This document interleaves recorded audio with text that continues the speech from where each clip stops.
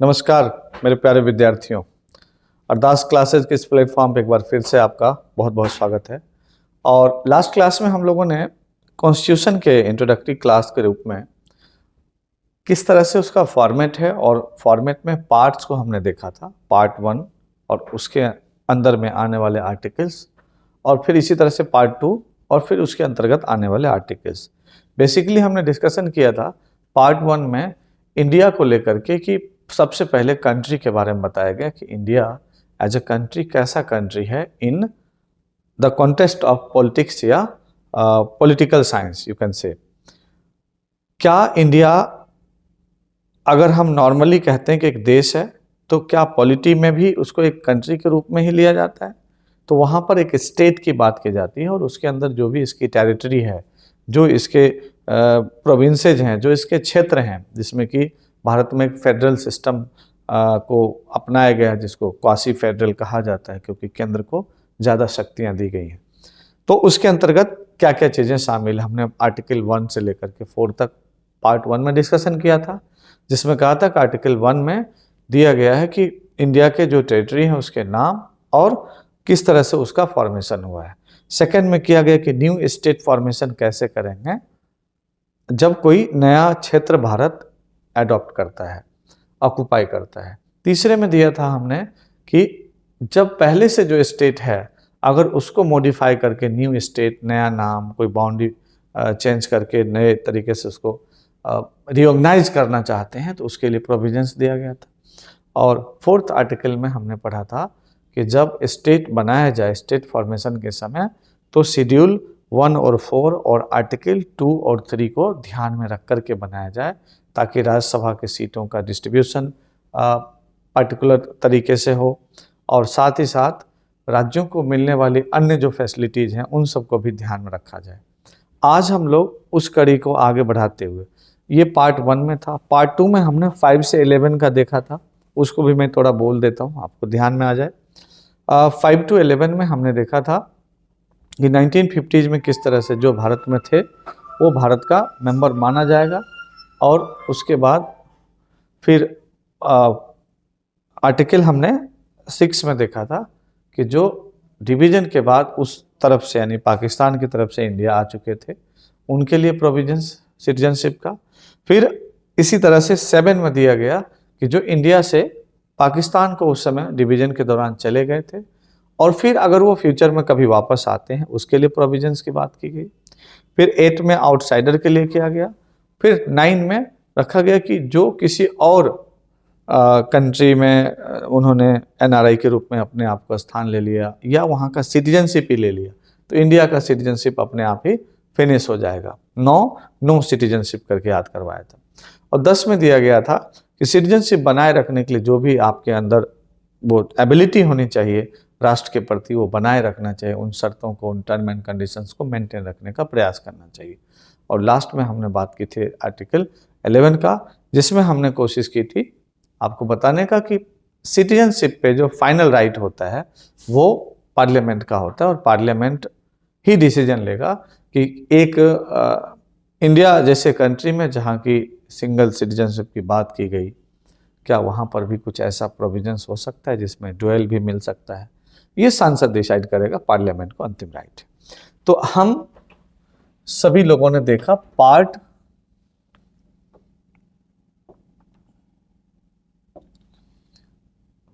1, part 2 और आज हम लोग जा रहे हैं, मतलब आज जो देखेंगे वो देखेंगे पार्ट 3 में किस चीज़ पे बात की गई। पार्ट 1 में इंडिया के ऊपर बात किया गया, इंडिया ने इट्स टेरिटरी। पार्ट 2 में सिटीजन की बात की गई, भारत के लोग। और पार्ट 3 में बात की जाएगी भारत के लोगों का फंडामेंटल राइट, यानी कि अगर कोई सिटीजनशिप में है, कोई नागरिक है, तो वो नागरिक किस रूप में अपने आप को गौरवान्वित महसूस करता है और कैसे वो अपने देश के प्रति कर्तव्यनिष्ठ रहता है। तो फंडामेंटल राइट जो है वो बहुत इंपॉर्टेंट, बहुत मायने रखता है। आइए हम लोग पार्ट 3 को देखेंगे, जिसमें कि आर्टिकल 12 से लेकर के 36 तक की बात की गई है, आर्टिकल 12 से 36। हम इस सेशन में आपको जो हमने शुरू किया है पार्ट वाइज, उसमें आपको आर्टिकल्स कैसे याद रखे जा सकते हैं, थ्रू द आर्टिकल्स किसी भी सेक्शन के बारे में कैसे नॉलेज को इम्प्रूव कर सकते हैं, उसको बनाए रख सकते हैं, उस तरीके को मैं आपके सामने रख रहा हूं। आइए हम आर्टिकल वाइज चलते हैं। तो आर्टिकल 12, 13, 14, 15, 16, 17 और 18 हमने अभी इसकी बात की। हम आगे आएंगे, 36 तक चलना है। आपको ध्यान रखना है इसमें याद क्या करना है और कैसे करना है। एक तो हो गया भाग, हिंदी मीडियम वाले बच्चे, भाग 3 में आर्टिकल यानी अनुच्छेद 12 से लेके कितना तक है, 35 तक, 35 तक, 36 लिख दिया, 35 तक। यहाँ पे ध्यान रखिए, 12 से लेकर के 12 से लेकर के 35 तक आपको ये ध्यान रखना है। अब 12 से 35 में हम देखेंगे कि क्या क्या आर्टिकल कौन कौन से किसके लिए इंपॉर्टेंस है। सबसे पहले आप ध्यान रखिए 12, इसमें कुछ और नहीं, डेफिनेशन ऑफ स्टेट्स दिया गया, राज्य की परिभाषा। तो राज्य की परिभाषा आपको याद कर लेना है कि एक इंडियन स्टेट की बात की गई है तो उसको किस कॉन्टेक्स्ट में लिया गया है और स्टेट को क्या समझा गया है एक आज़ाद भारत में, कॉन्स्टिट्यूशन में। आप जानते हैं कि वैसे स्टेट के लिए 4 तत्वों का होना जरूरी होता है। भारत में भी राज्य की परिभाषा में भारत को एक राज्य के रूप में लिया गया, और राज्य जो अपने आप में स्वर्ण होता है, संप्रभु होता है, इंटरनल और एक्सटर्नल, किसी भी प्रकार के डिसीजन लेने में वो स्वतंत्र होता है। तो राज्य की परिभाषा 13 में आएंगे बच्चों, तो यहाँ पर भी कहा गया कि किसी भी मामले में अगर फंडामेंटल राइट से जुड़ा हुआ कोई भी मैटर होगा, अंतिम निर्णय किसके हाथ में होगा, तो फाइनल डिसीजन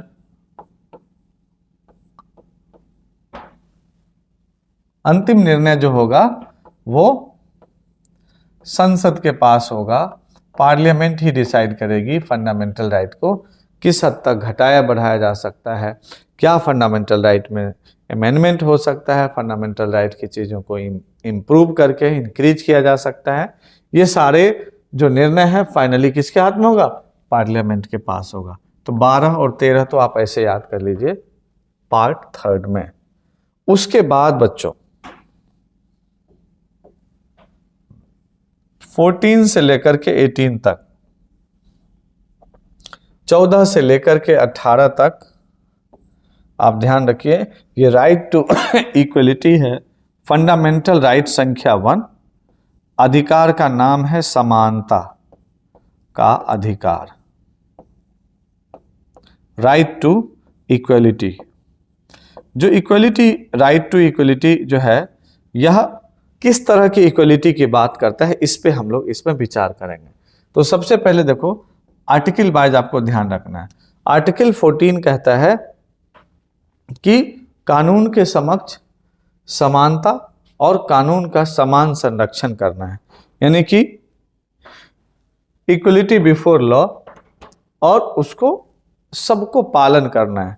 कानून के यानी कि विधि के समक्ष समानता, विधि का समान संरक्षण जो हम बोलते हैं, इसका मतलब हो गया कि कानून के नज़र में सब क्या होगा, लॉ के नज़र में यानी विधि के समक्ष सबकी समानता होगी, और सबको ये भी ध्यान रखना है कि विधि का समान रूप से संरक्षण करने की बात भी करनी है, सबको उसको फॉलो भी करना है, उसको मेंटेन भी करना है।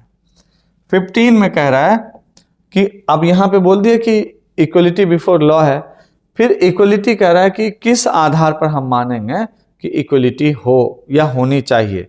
तो उसमें आर्टिकल 15 में दिया कि जाति, धर्म, लिंग, वंश, रंग, किसी भी आधार पर किसी भी व्यक्ति से किसी भी प्रकार का डिस्क्रिमिनेशन नहीं करना, यानी कि संविधान में किसी भी प्रकार का विभेदीकरण या जो भेदभाव है वो क्या है, वर्जित है। वह भेदभाव चाहे जाति, धर्म, लिंग, वंश, रंग, किसी भी बेस पे हो, उस पर वर्जित है।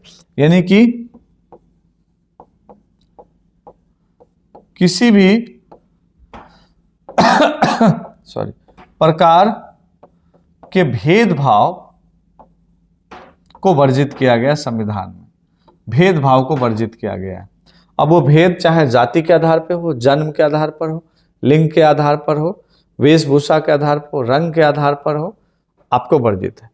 तो मतलब कास्ट देख रहे हो, जेंडर, कलर या किसी का वंश है, उस बेस पर किसी भी प्रकार का भेदभाव को वर्जित करके ही हम इक्वलिटी मेंटेन कर सकते हैं। अब यहां पर ध्यान रखना है कि इस जगह पे किया गया कि क्या इस प्रकार से मेल और फीमेल में कोई भेदभाव नहीं कर सकते। संविधान इस बात को बाद में समझा और लगा कि इसका दूसरा मीनिंग भी निकल सकता है। तो सबसे पहले 1951 में पहला अमेंडमेंट होता है और राइट टू इक्वलिटी में कुछ क्लॉज जोड़ दिए जाते हैं, जिसमें कहा गया अगर महिलाओं और बच्चों के लिए सरकार कोई विशेष व्यवस्था करती है तो उसे इक्वलिटी मेंटेन करने के लिए माना जाएगा, ना कि भेदभाव के रूप में देखा जाएगा। तो यहाँ पे महिलाओं के लिए विशेष व्यवस्था की बात की गई है। महिला आयोग या उसको अलग तरह की किसी भी फैसिलिटी में रखते हैं तो वो इक्वलिटी मेंटेन करने के लिए रखते हैं, ना कि भेदभाव है वो। 16 में आइए, लोक हित में कहा जा रहा है या जो पब्लिक सेक्टर है या सार्वजनिक क्षेत्र है उस नियोजन में यानी पब्लिक मैनेजमेंट में सबके साथ समान अवसर दिया जाएगा, सबको इक्वल अपॉर्चुनिटी दी जाएगी। तो यानी कि अगर इसको साधारण भाषा में कहेंगे तो गवर्नमेंट सेक्टर में कोई भी जॉब है, कोई भी पार्टिसिपेशन है, उसमें सबको इक्वल अपॉर्चुनिटी प्रोवाइड कराई जाएगी। ये किस में है? 16 में अवसर की समानता या अवसर की समता, यानी कि सबको अवसर समान दिया जाएगा। लेकिन ये ध्यान रखना है यहाँ पब्लिक सेक्टर की बात की गई है, यानी कि सरकारी सेवा, सरकारी फील्ड से जुड़ा हुआ कोई भी काम होगा उसमें सबको क्या किया गया? इक्वल अपॉर्चुनिटी दी गई है, समान अवसर दिया गया। अब मामला उठता है कि समान अवसर दे देने से समान अवसर मिल जाएगा, तो कहा जाता है कि नहीं। पिछले 2000 साल का इतिहास यह बतलाता है कि प्राकृतिक रूप में जो भिन्नताएं थी हमारे जेंडर बेस या अलग अलग कम्युनिटी या अलग अलग समुदाय क्षेत्र में जन्म लेना, वो अलग मैटर था। उससे ज़्यादा डेंजरस हुआ कि सोशल डिस्क्रिमिनेशन के बिहाफ पे जो विविधताएं उत्पन्न कर दी गई उसको मेंटेन करते हुए कैसे इक्वलिटी मेंटेन किया जाए, तो यहीं पर रिजर्वेशन का कॉन्सेप्ट आता है। और सरकार इस बात की गारंटी देता है कि चूंकि समाज में इक्वलिटी नहीं है तो खाली इक्वल राइट दे देने से उसको इक्वलिटी, इक्वल अपॉर्चुनिटी नहीं मिल जाएगा। इसको एग्जाम्पल से समझिए कि जैसे हमारे परिवार में अगर हमारे माता पिता हैं और हम सब 10 भाई बहन या 20 भाई बहन हैं, उसमें से हो सकता है कि कुछ की तबीयत खराब हो, वो सोया हुआ है, कुछ विकलांग है, उसकी परेशानी थोड़ी कुछ और है, अलग अलग तरह की प्रॉब्लम्स है, और 7 जने जो है सो बहुत बलिष्ठ हैं। अब आप सोचिए कि अगर मदर ने रोटियां बनाई सबके लिए और वो रख दी और बोल दी कि सबको इक्वल दे दिया जाए, तो देने से होगा? पता कि कोई सो रहा है, कोई लेने की कैपेबिलिटी में नहीं है, तो वो क्या करती हैं? उनको क्या करना पड़ता है कि सबके हिस्से का रोटी बराबर बराबर करके और सबको दे दिया जाता है, और जो नहीं तभी उपलब्ध है उसके लिए वो रख दिया जाता है।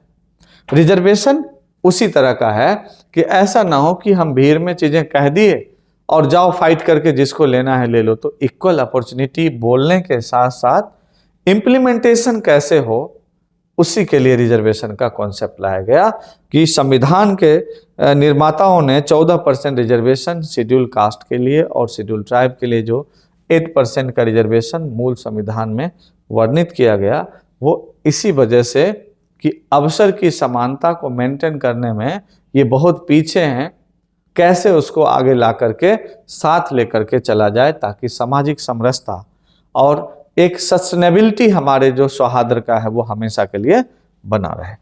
आइए 17 में कह रहा है एक अनटचेबिलिटी समाज का बहुत बड़ा प्रॉब्लम हुआ करता था, यानी कि जो अस्पृश्यता है, यानी कि कोई किसी को छू दिया तो छुआछूत से उसका धर्म भ्रष्ट हो गया, उसको पाप लग गया या उसको दोबारा स्नान करने की नौबत आ गई। इस तरह की अवधारणाएं समाज में प्रचलित थी। ये कास्ट बेस पर भेदभाव था, उसको अंत करने की बात की गई है 17 में। तो ये अनटचेबिलिटी से रिलेटेड है। अस्पृश्यता का अंत,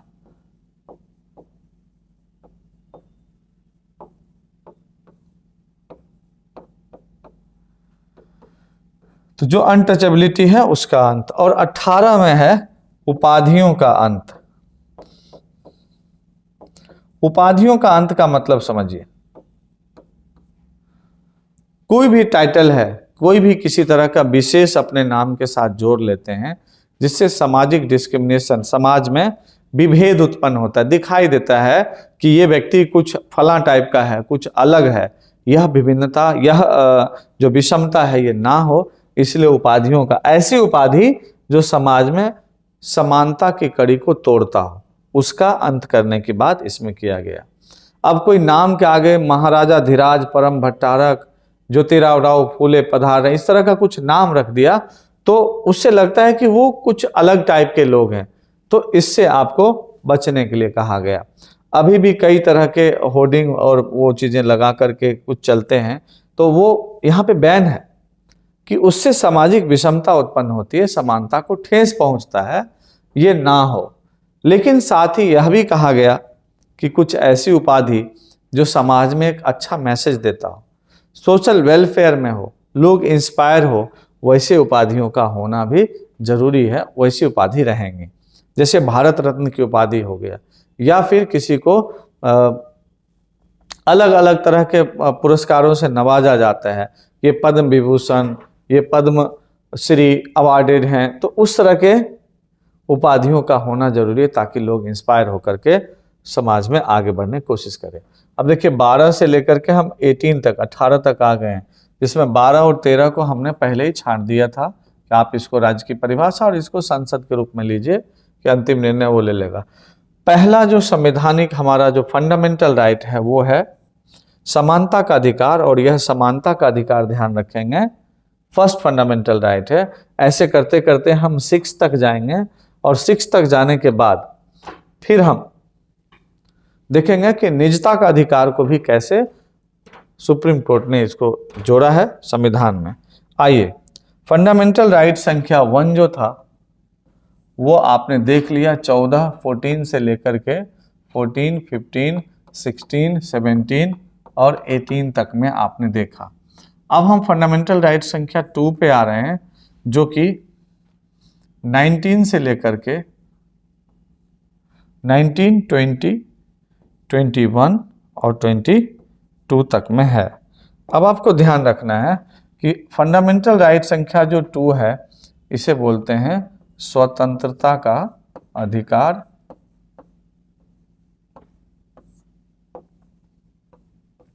ये स्वतंत्रता का अधिकार, राइट टू फ्रीडम जो है, यह राइट टू फ्रीडम आपको देता है। किस तरह का फ्रीडम की बात करते हैं, आप देखते होंगे अक्सर कंट्रोवर्सी में ये चीज रहता है। तो 19 में बहुत तरह की फ्रीडम दी गई, 20, 21 और 22 देश के नागरिकों के लिए अलग अलग तरह की स्वतंत्रताएं प्रदान की गई। जैसे 19 में देखेंगे, 19 क में वाक एवं अभिव्यक्ति की स्वतंत्रता दिया गया, यानी स्पीच एंड एक्सप्रेशन जो है आपका वो 19A में। फिर देखोगे ख में दिया गया, कहीं भी आप शांतिपूर्वक सभा सम्मेलन कर सकते हो, चाहे ख से खड़ा होके या बैठ करके, जैसे भी करना हो, शांतिपूर्वक धरना प्रदर्शन भी आप कर सकते हैं। ग है किसी प्रकार का गठन बनाने का, गठन means group, group means company, संगठन बनाने का आपको अधिकार है। घ में है घूमने फिरने का अधिकार है, देश में आप कहीं भी घूम फिर सकते हैं, देश अपना है, कन्याकुमारी से आप कश्मीर तक घूमिए। उसके बाद ये ड़ है, इसमें कहा गया कि कहीं भी आपका मन हुआ तो बस जाइए जा करके। और उसके बाद ये च है, इसमें कहा गया ये चला गया। चला गया मीन्स संपत्ति का अधिकार था, जिसको कि हटा करके 301, 300A में डाल दिया गया, और वहां पर वो एक लीगल राइट के रूप में है। 6 है, यह कह रहा है छवि बनाने का अधिकार, यानी कि आप कोई बिजनेस व्यापार करिए जिससे आपके आर्थिक उपार्जन का एक साधन का जरिया बने, आपको पेशा का अधिकार है। अब देखिए इंग्लिश में इसी को बच्चों A, B, C, D, E और F कहेंगे। अब आपको ध्यान रखना है, अच्छा F यहां होगा ना, F और इसको G कहेंगे। हाँ अब सही है।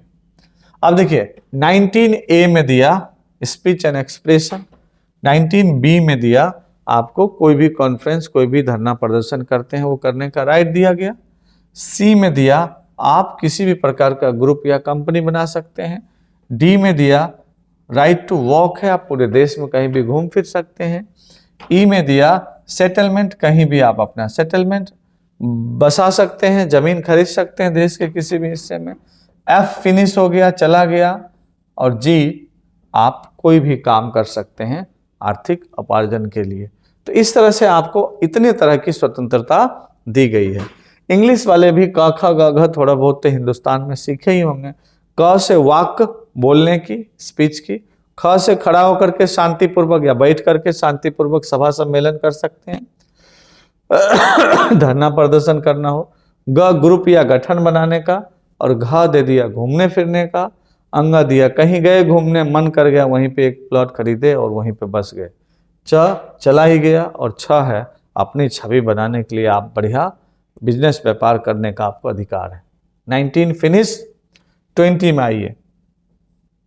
अब आपको एक बात ध्यान रखना है कि 19 में जो राइट दिया गया ये तो कॉमन पीपल है, हम लोग हैं, जिसपे किसी तरह का ऑफेंस, किसी तरह का चार्ज, किसी तरह का क्राइम में इन्वॉल्व जैसी बात नहीं हुई है जिसके साथ, उसको तो ये दे दिया गया।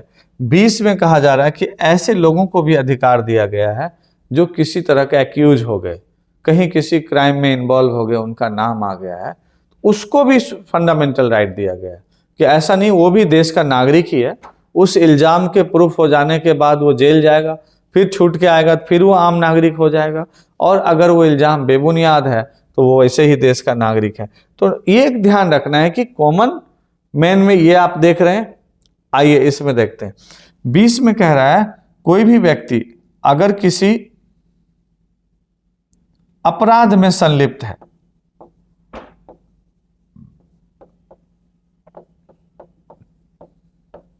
अपराध में संलिप्त व्यक्ति है, उसको भी अधिकार दिया गया है कि वह अपनी बात रख सकता है। अपनी बात रखने का मतलब हुआ कि मनपसंद वकील से अपनी बात रखवा सकता है। साथ ही साथ वह कोर्ट में पेश होने के लिए अपने आप को रिप्रेजेंट करने के लिए कह सकता है, और ऐसी स्थिति में उसको किसी भी अपराध के लिए जो उसने किया है उतने ही सजा मिले, इसके लिए भी अपनी बात रख सकता है। यानी कि एक ही अपराध के लिए 2 बार सजा ना मिले, जितना किया है उतनी ही मात्रा में उसको। अब पता चला कि किया है चोरी 500 रुपए की, अब उसको आपने ऐसी सजा दे दी है कि पता लगा कि 15 साल जेल में रहेगा, ये तो उचित नहीं है ना। इसको राइट दिया है कि वो रखे कि हमने खाली चोरी की है, तो चोरी के अकॉर्डिंग ही सजा मिले। क्योंकि मामला ऐसा होता है, कई बार आप देखते होंगे, सुनते होंगे कि क्राइम उतना बड़ा किया नहीं, फंसा दिया गया, उस कंडीशन में वो अपनी बात नहीं रख पाता है, तो बेवजह अभी माननीय महामहिम का भी आपने स्पीच सुना होगा कि बहुत सारे लोग ऐसे जेल में ऐसे ही हैं जिसको फंडामेंटल राइट मालूम ही नहीं है, वो छोटे से अपराध में भी लंबे समय के लिए जेल में है। तो उन्होंने भी गुजारिश की और देशवासियों से भी अवेयर होने के लिए कहा, और सिस्टम से भी इस बात की रखी कि ऐसे लोगों को बाहर निकालने का या ऐसे लोगों को अपने राइट के प्रति अवेयर करने का प्रयास किया जाना चाहिए। तो अपराध में सम्मिलित व्यक्ति अपना वकील रख सकता है अपनी बात रखने के लिए, जो अपराध किया उतने ही सजा मिले, कोर्ट में पेशी के लिए कह सकता है। साथ ही साथ कहा जाता है कि अगर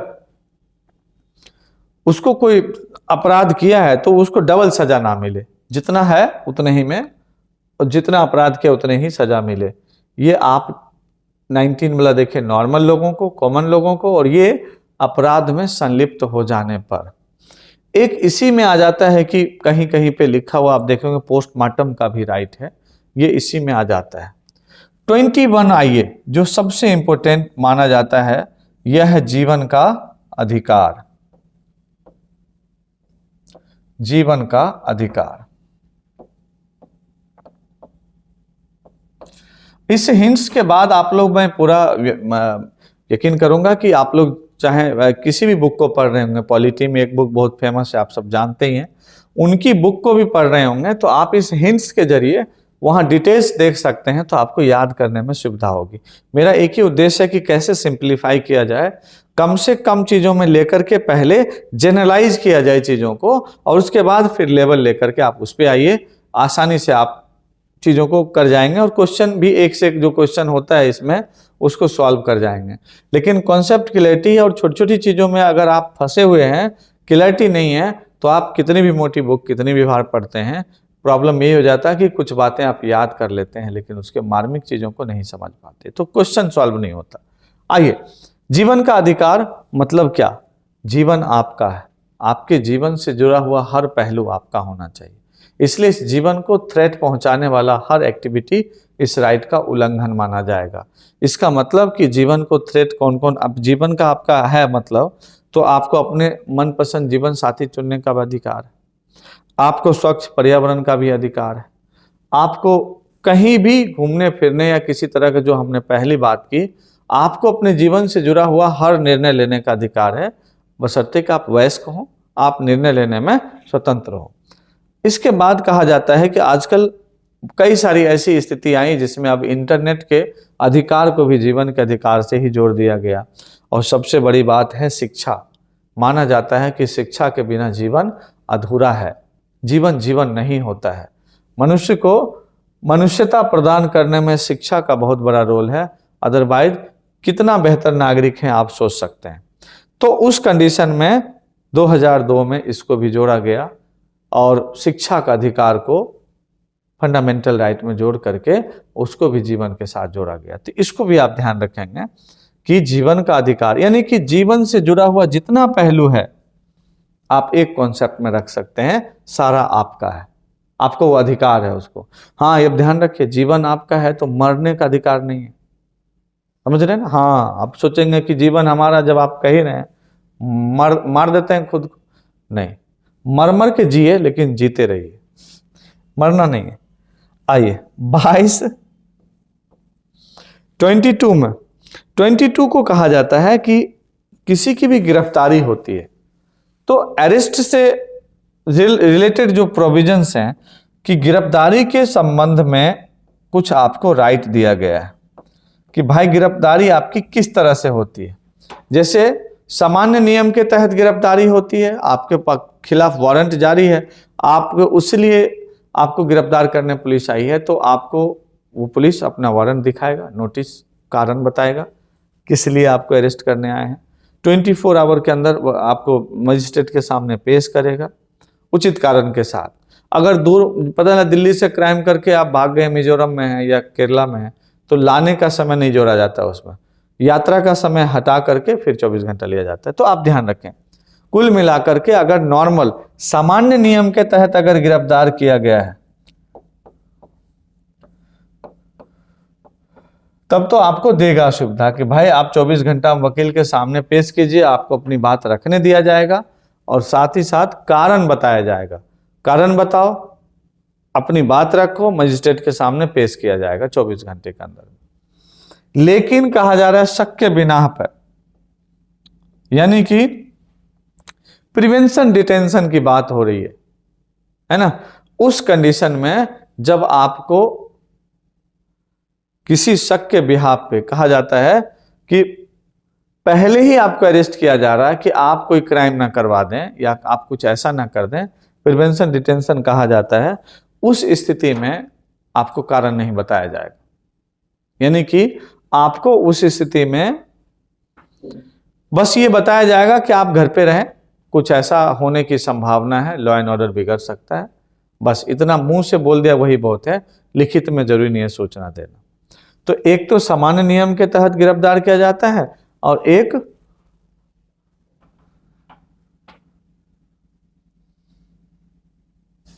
उसको बोलते हैं सामान्य नियम के अलावा प्रिवेंशन डिटेंशन बोलते हैं। जो प्रिवेंशन डिटेंशन है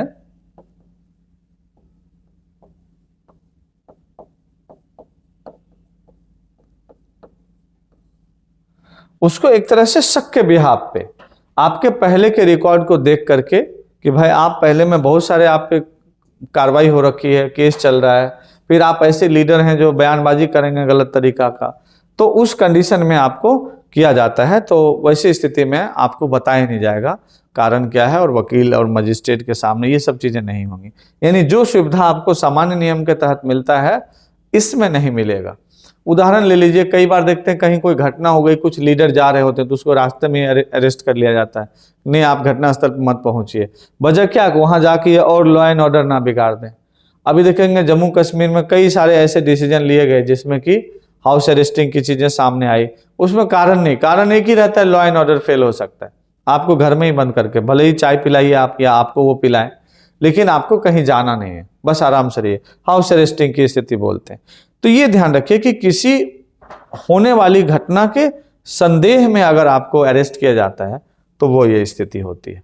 ठीक है, पहले एक बार में हम चाहेंगे कि 2 अधिकार, फर्स्ट जो 14 से 18 तक में है, सेकंड जो 19 से 22 तक में हमने अभी कोशिश की समझाने की, इसको आप लोग एक बार देखें। फिर हम तीसरे, चौथे, 5वें, 6ठे और 7वें अधिकार को लेकर के भी आपके सामने आएंगे नेक्स्ट वॉल्यूम में इसका। क्योंकि वीडियो लंबा होगा तो आपको हो सकता है दिक्कत हो, तो आप इतना तब तक देखें। तब तक के लिए नमस्कार।